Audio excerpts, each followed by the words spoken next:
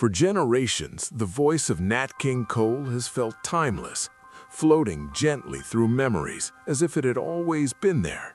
It is the kind of voice that does not demand attention but earns it, slowly, patiently, with warmth rather than force. When people speak of him, they often speak of comfort, elegance, and calm, as if his presence existed outside of conflict, untouched by the noise and tension of his era. To many listeners, he represented reassurance itself, a steady sound in a restless world. At the height of his fame, Nat King Cole seemed to embody success in its purest form. His records sold in the millions. His songs crossed borders, generations, and living rooms with remarkable ease. He appeared on television at a time when visibility itself carried meaning. His image was polished, his smile controlled, his manner impeccable. Everything about him suggested balance and composure, a man who had mastered not only his craft, but also himself. Yet history is rarely as simple as memory allows. Cole's rise took place in a country deeply divided, even when it pretended otherwise.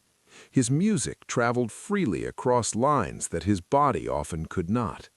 He was welcomed into homes through radio waves, yet the world beyond those speakers remained cautious, conditional, and uneven. The admiration was real, but so were its limits. Applause did not always translate into acceptance, and success did not erase the quiet rules that shaped where he could go, how he was seen, and what was expected of him. What made Nat King Cole remarkable was not that he ignored these contradictions, but that he carried them silently. He rarely spoke publicly about the pressure of existing in that space between celebration and resistance. Instead, he chose composure. He chose restraint. He believed, perhaps, that dignity itself could be a form of progress, that excellence might soften walls that confrontation could not immediately break. That choice would define both his career and the questions that followed him. To some, his calm was strength. To others, it appeared as distance, even compliance. As years passed, debates formed around what he represented and what he did not. Was he simply an artist, devoted to music above all else, or was he a symbol shaped by forces larger than himself? Did silence protect him, or did it cost him something deeper? Behind the flawless public image lived a man constantly negotiating his place. Every appearance required calculation. Every opportunity carried invisible boundaries. Fame offered visibility, but not immunity.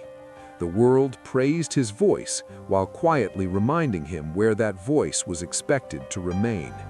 And still, he continued. Not loudly, not defiantly, but consistently. There is a particular loneliness that comes with being embraced for what you offer, yet hesitated over for who you are. That tension does not announce itself. It accumulates. It settles into habits, into choices, into silences. For Nat King Cole, it became part of the fabric of his success, woven so tightly that it was almost invisible to those who listened only to the songs. He once stood at the very top, admired by millions, trusted by institutions, and remembered as a symbol of refinement. But beneath that legacy lies a quieter question, one that history still circles without fully answering. What does it mean to be loved by a nation that never fully decides where you belong? Tonight, Hollywood Darkside TV invites you to look beyond the voice that soothed generations and into the life shaped by restraint, discipline, and unresolved tension. This is not just the story of a legendary singer.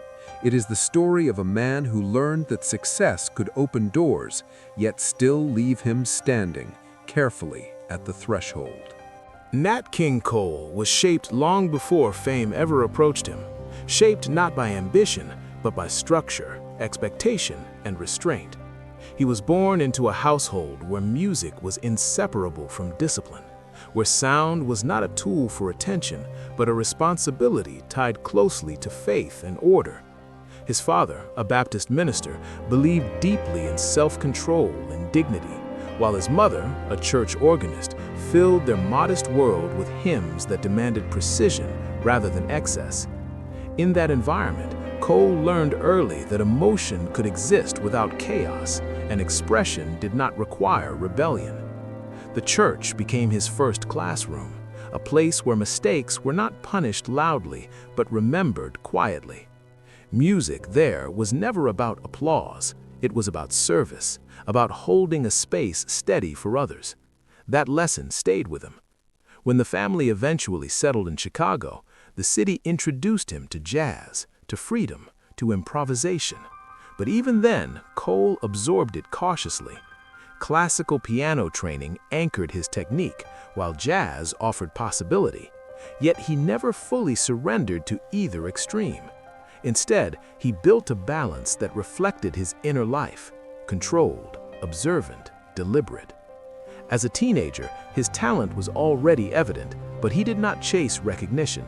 He practiced relentlessly, not with hunger for attention, but with an almost quiet fear of being unprepared. Leaving school was not a dramatic break from expectations, it was a pragmatic choice made in a world that rarely offered safety nets. Music promised continuity, movement, and perhaps protection. He entered the nightlife of Chicago not as a dreamer, but as a worker, playing piano in clubs where he was often ignored, sometimes undervalued, and frequently treated as background rather than centerpiece. Those nights taught him endurance. They taught him how to exist without demanding space. At first, his identity was firmly rooted in the piano. Singing was secondary, almost incidental, something he did without intention or performance. Yet listeners noticed something unusual. His voice did not compete, it did not plead or provoke. It simply settled into the room, warm, controlled, quietly reassuring. People leaned in rather than reacted outward. That quality, subtle and unthreatening, would later define his entire career. When he formed his early trio, the choice was intentional. The music rejected spectacle. Without drums, without excess, the sound relied on intimacy and balance. Success arrived without noise. Radio appearances followed, recordings circulated, and slowly trust built around his name. Nat King Cole did not rise through disruption, he rose through reliability. Promoters saw professionalism, studios saw safety, audiences felt calm. But opportunity always came with conditions. The world welcomed his talent more easily than his presence. Doors opened selectively, acceptance remained fragile. Cole understood this instinctively. He adjusted his appearance, his speech, his public behavior, not as performance, but as protection. Every detail was measured, every choice considered. This was not submission, it was survival shaped by awareness. As his recordings reached broader audiences, attention shifted from his piano to his voice. Executives recognized its value immediately. It was accessible, non-threatening, adaptable to a mainstream audience navigating its own discomfort. Cole adapted once more, not abandoning his roots, but reshaping them. With that shift, his identity changed. He was no longer simply a musician, he was becoming an image, carefully framed, cautiously marketed. Through all of it, his upbringing remained visible beneath the surface. Discipline over impulse, silence over confrontation, excellence as defense. By the time fame fully approached, Nat King Cole was already carrying an invisible weight, one built from years of restraint and observation. He had learned something essential long before reaching the top. Success could open doors, but it could never guarantee safety on the other side. Nat King Cole's ascent did not arrive with noise or spectacle. It unfolded gradually, almost cautiously, as if both the artist and the industry were testing how far this success could go without breaking something fragile beneath it. In the early years, his reputation rested firmly on musicianship. He was respected as a pianist of discipline and taste, a band leader who valued balance over excess, clarity over chaos. The trio he led was unconventional, stripped of percussion and built on intimacy, inviting listeners closer rather than overwhelming them. This restraint, initially a musical choice, soon became a defining trait of his public identity. As recordings circulated and radio embraced his sound, Cole found himself moving beyond the confines of jazz clubs and specialized audiences. The transition was subtle but decisive. His voice, once secondary, became central. It possessed a rare quality that executives immediately understood: warmth without fragility, confidence without confrontation. In a country uneasy with its own divisions, his singing felt safe, familiar, and reassuring. It did not challenge listeners, it welcomed them. Commercial success followed with remarkable speed. Records sold not only because of technical excellence, but because his presence created a sense of trust. He sounded composed in an era of uncertainty, polished in a culture often drawn to extremes. With each release, his audience expanded, crossing racial and generational boundaries that few artists of his time managed to navigate. Nat King Cole was no longer simply successful. He was becoming indispensable to the mainstream. Television elevated this transformation further. His appearances were carefully framed, presenting him as elegant, articulate, and unthreatening. Every detail mattered: the suit, the smile, the posture, the tone. He understood that visibility carried consequences, and he responded with precision. In front of the camera, there was no improvisation, only control. When he became the first black artist to host a nationally televised variety show, the moment carried historic weight, even if it was rarely spoken aloud. On the surface, it appeared as a triumph, proof that talent had finally overcome barriers. But behind the scenes, the reality was more complicated. Sponsors hesitated. Support was conditional. The show struggled not because of a lack of audience, but because acceptance came with limits that were never fully removed. Cole did not address these struggles publicly. He continued to perform, to sing, to maintain composure. The show's quiet disappearance did not diminish his fame, but it clarified something essential. Visibility did not equal security. Even at the peak, his position remained delicate. Musically, however, his dominance continued. Song after song entered the public consciousness, not as temporary hits, but as fixtures. His voice became synonymous with romance, nostalgia, and emotional steadiness. While other performers chased novelty, Cole offered continuity. He became a constant presence in a rapidly changing industry, someone audiences returned to when uncertainty felt overwhelming. Awards and recognition followed, reinforcing his status as one of the defining voices of his generation. Yet success brought an unexpected narrowing. As his image solidified, so did expectations. He was encouraged to remain within a specific emotional range, to embody a particular kind of refinement.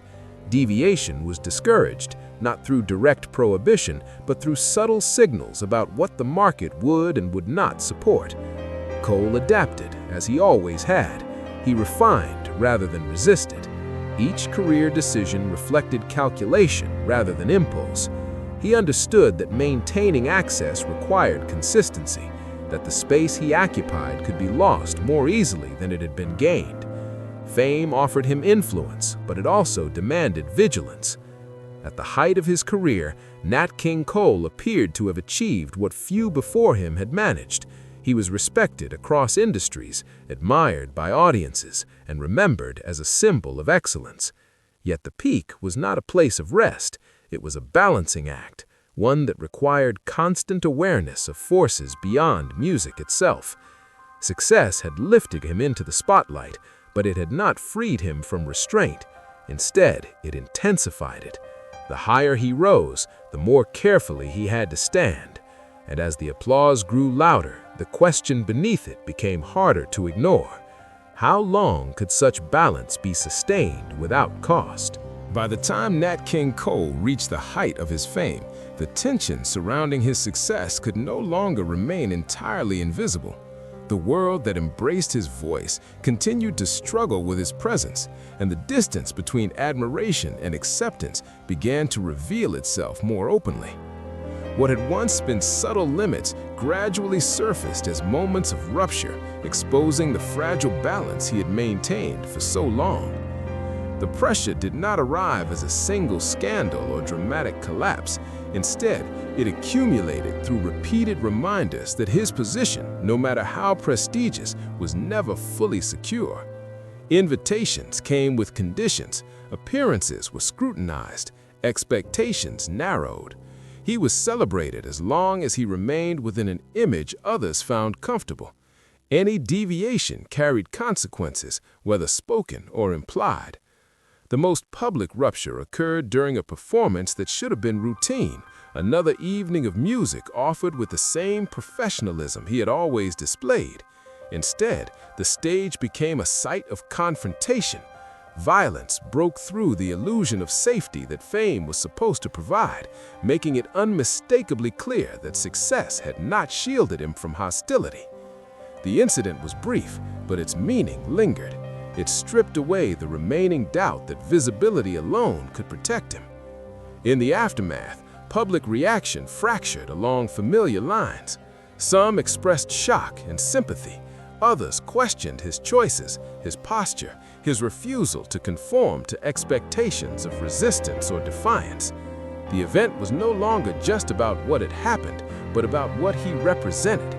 His composure, once praised, was now examined with suspicion. Silence, once seen as dignity, was recast by critics as avoidance. Cole did not respond with outrage. He did not transform himself into a symbol of confrontation. Instead, he did what he had always done. He returned to work. He continued to sing. He maintained the calm exterior that had defined his career. To many observers, this response was puzzling. To him, it was consistent. He understood that public emotion rarely led to lasting change, and that survival often required restraint rather than reaction. Yet restraint carried its own cost. The more he absorbed without visible response, the more isolated he became. He stood increasingly alone between competing expectations. To some, he was too accommodating. To others, too visible. The space he occupied allowed little room for personal complexity.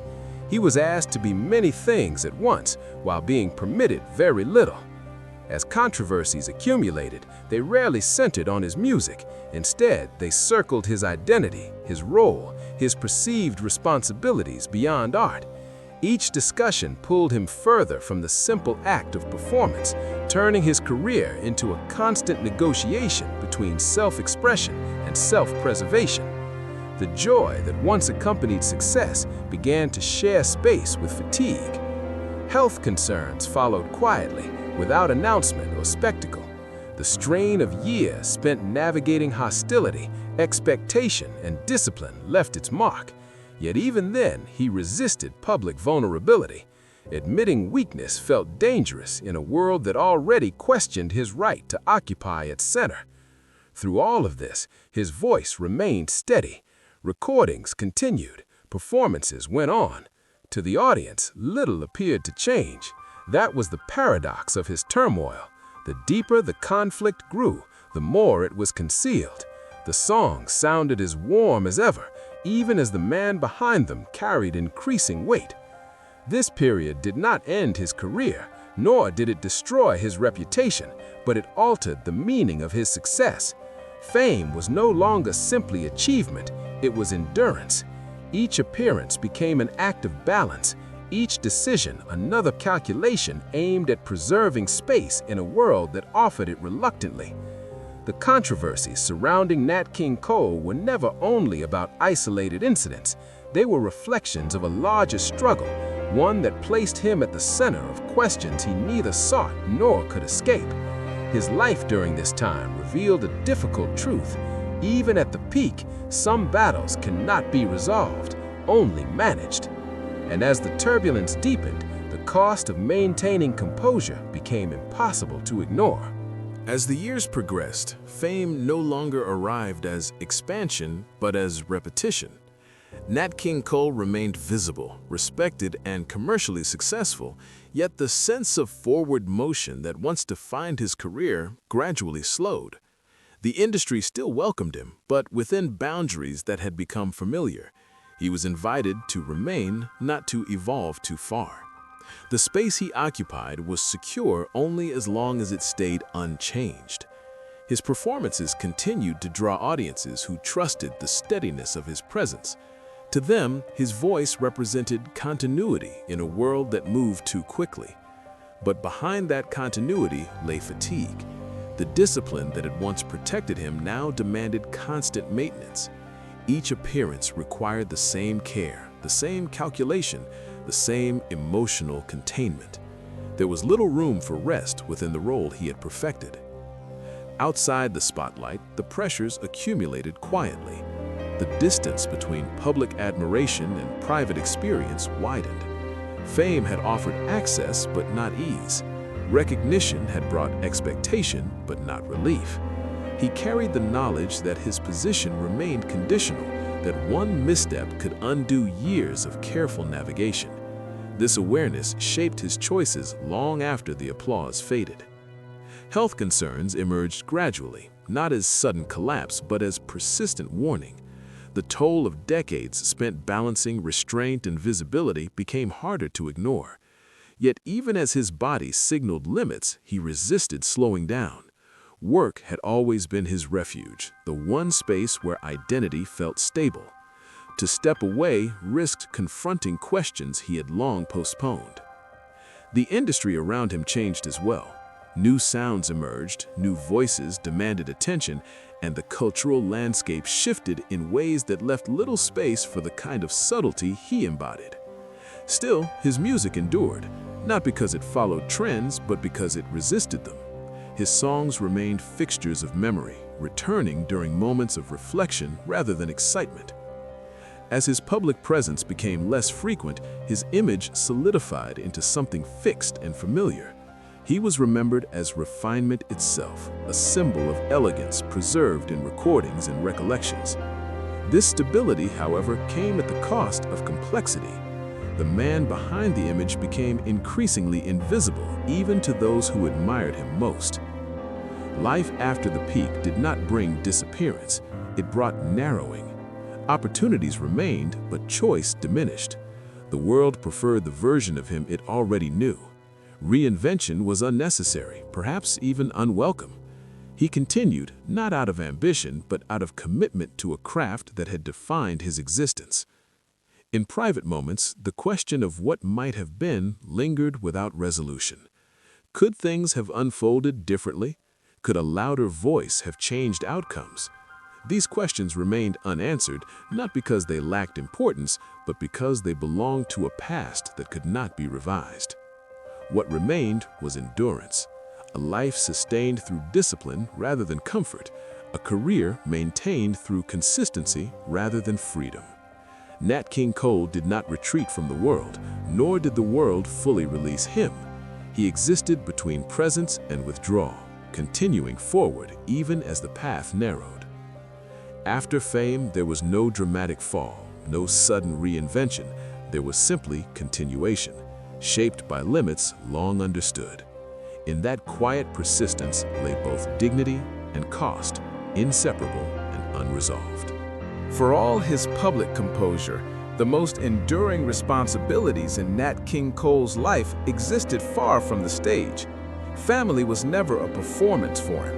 It was a commitment shaped by the same discipline and restraint that governed his career, yet complicated by the pressures that fame inevitably carried into private spaces. Marriage offered stability but not escape. His role as a husband unfolded under constant visibility, where even ordinary domestic life felt indirectly shaped by public expectation. The man known for elegance and control brought those same qualities home, believing that order could protect what mattered most. Yet protection required sacrifice. Time was limited. Absence became familiar. The balance between provider and presence was never fully resolved. Fatherhood deepened that tension. As his children grew, so did his awareness of what his name represented. Fame granted opportunity, but it also imposed shadows. He understood that his success could open doors for his family while simultaneously exposing them to scrutiny they had not chosen. Shielding them from that attention became another quiet labor carried without public acknowledgement. He did not push his children toward the spotlight, nor did he forbid it. Instead, he modeled consistency, work ethic, precision, the belief that achievement should be earned quietly rather than claimed loudly. Whether his children followed artistic paths or chose different directions, the lesson remained the same. Identity should not be dependent on applause. Within the household, the public image softened. The man admired for steadiness revealed fatigue, concern, and reflection. Fame rarely entered conversations as triumph. More often, it appeared as responsibility, a reality to manage rather than celebrate. He remained mindful that his position, however respected, was fragile, and that security could never be assumed. As years passed, the distance between public recognition and private fulfillment became more apparent. Success had delivered comfort, but not simplicity. Family life unfolded under the weight of schedules, expectations, and health concerns that grew harder to ignore. The body, long disciplined into endurance, began to signal limits that reputation could not override. Beyond music, alternatives existed, but none offered true separation from the identity he carried. Teaching, mentoring, or retreating from visibility all implied a step away from the structure that had defined him. He remained connected to his craft, not only out of obligation, but because it provided continuity in a world that otherwise felt uncertain. Family became the place where questions could exist without answers, where doubts were allowed, even if never fully spoken.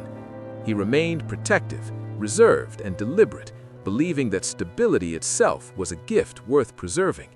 Yet even there, the imprint of fame lingered, shaping routines, choices, and futures. In the end, life beyond the spotlight did not erase the costs of visibility. It simply reframed them. Love offered grounding, but not release. Parenthood offered meaning, but also heightened awareness of risk. Nat King Cole carried these contradictions quietly, much as he carried everything else, convinced that composure was still the safest way forward. What remained was not a separation between public and private life, but a careful overlap managed with the same restraint that had guided him since the beginning. Family did not free him from the weight of his career, but it gave that weight purpose, anchoring endurance to something beyond applause. Long after the final performances, the presence of Nat King Cole continued to inhabit American culture in ways that felt both intimate and distant. His voice did not fade with time.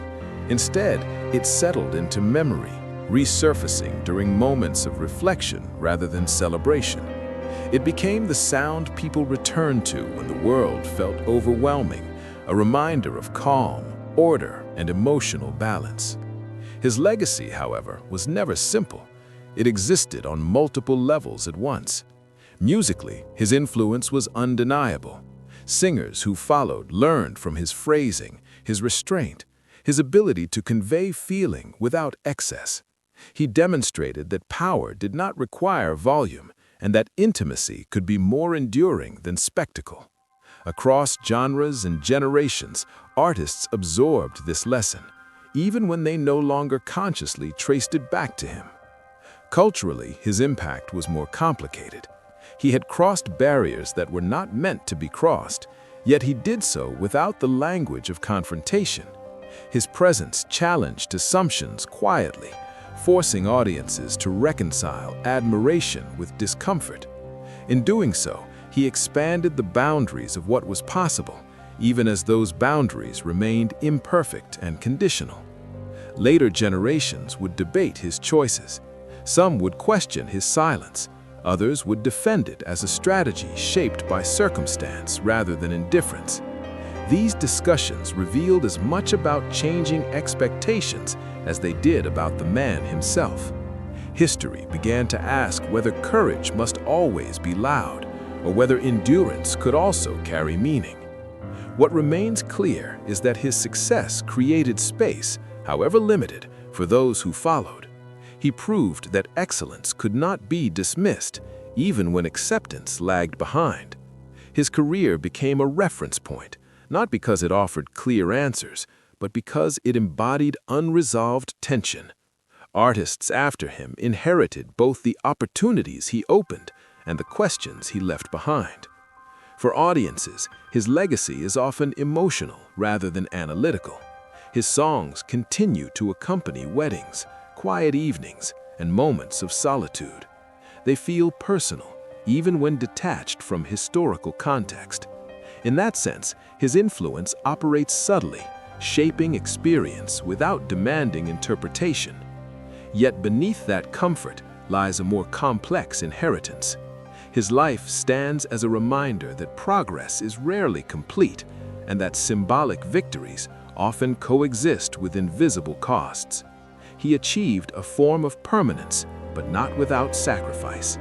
The voice endured, but the man carried weight that recordings cannot fully reveal. Nat King Cole is remembered as refinement, elegance, and warmth.